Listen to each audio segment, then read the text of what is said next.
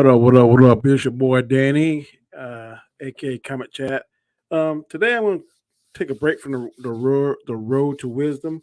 I usually have a kind of inspirational, spiritual message, but today I want to talk about a sport that is near and dear to my heart, and that is a sport called basketball. And as you can see, the title, there is a new sheriff in town in the WNBA.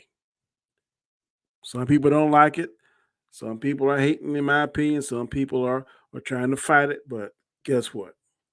There's a thing called evolution, and now the WNBA is going through a growth spurt. They're going through a evolution, and they might as well hold on, scrap on, because Caitlin Clark is here to stay. In my opinion, she is the new sheriff in the town called WNBA.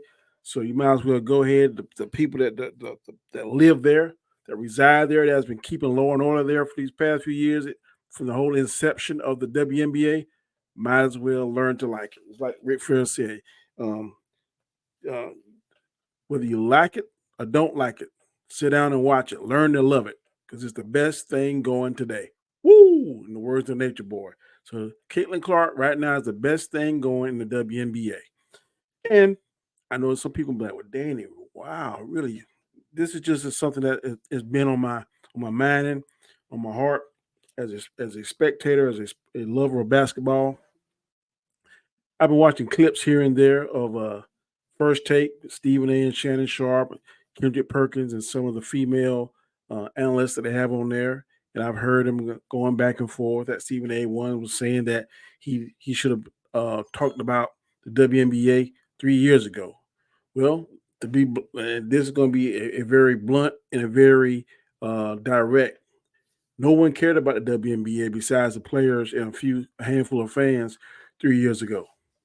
Caitlin Clark is now the hottest thing in the WNBA, and this is the time where you should capitalize on that. Now, I definitely think the $225,000 salary cap or the maximum payout for WNBA players is way below what they're worth and what they should be paid. They should be getting $1 million contracts or millions of dollar contracts, just like the males. Not as much as the males, in my opinion, because let's just be frank, it's not as exciting as the male NBA.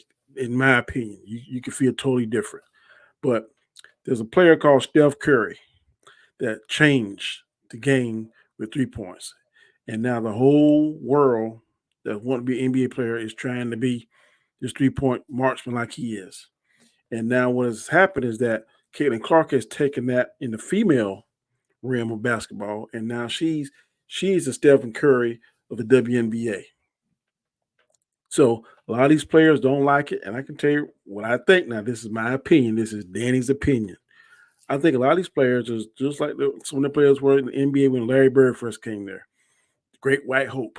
This is a predominantly black league, and now this great white basketball player supposed to come in and save the league. Well, let me tell you something. In the NBA, Larry Bird and Magic Johnson saved the NBA because it was in tape delay for a lot of times, which means we watched the show and we watched the game and the game had already happened. It was filmed and recorded.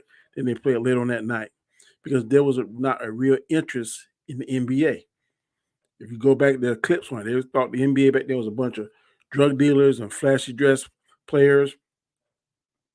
Society as a whole does not love the NBA like they back then like they do now. But Magic Johnson and Larry Bird combined, that rivalry they had from college transferred over into the NBA, and that's what saved the NBA. Then Michael Jordan came along and other players, but mainly Michael Jordan came along and made it global, made the NBA global. Now the other players following in his footsteps. But to save the NBA, we owe that to Larry Bird and Magic Johnson. Now, to save the WNBA because the ratings weren't good, they've been in the red for a long time, not profitable. But now she's coming here. Nike gave it a gazillion-dollar contract deal, endorsement deal. Ice Cube is trying to sign her with the big three, that particular organization. So she's bringing notoriety. She's bringing eyes to those stadiums. The networks are going to want to try and tap in that too, and that's going to be more money for everybody in the WNBA.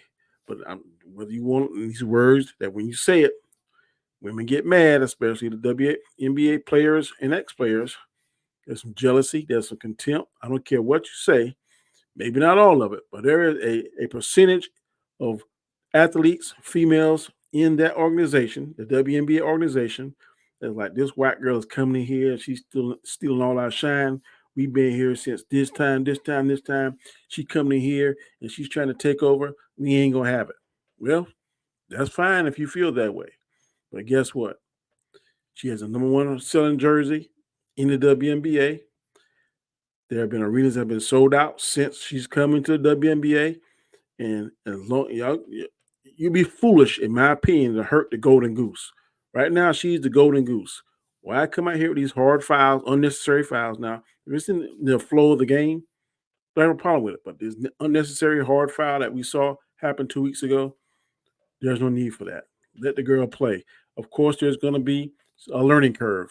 Like there's the one female analyst said on there that if she thinks she's going to come in here and dominate the 18, dominate these grown women like she did the 18-year-old college players, she got another thought coming. And I totally agree with that. There's a learning curve because from high school to college to pros, the game gets faster on each level.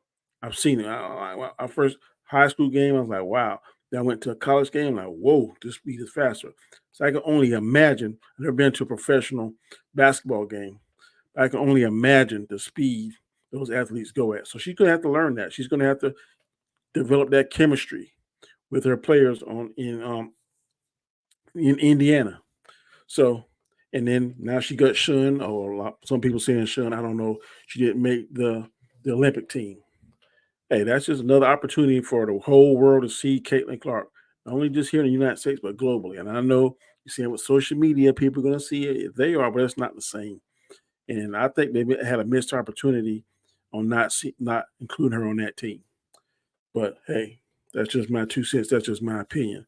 But Caitlin Clark is the new sheriff in that town called WNBA.